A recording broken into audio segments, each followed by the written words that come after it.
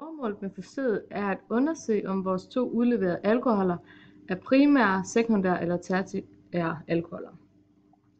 Til det har vi lavet opstillingen vist på billedet,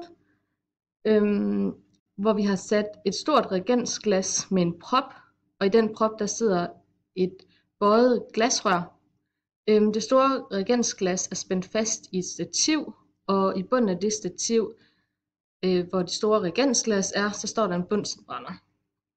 Derudover havde vi brug for et bæreglas på 250 ml, et reagensglas, måleglas på 25 ml og et lille måleglas på 10 ml. Vi skulle også bruge en termometer, en spatel og en pimpsten og til sidst dråbepipetter. Vores kemikalier til forsøget, det har været de her to ukendte alkoholer, som vi har fået udleveret af læreren, nummer 3 og 4. Så skulle vi bruge en Beckmanns-blanding og en 2,4 dinitrophenylhydrazinopløsning og en 0,1 molær sølvnitrat og en 2 molær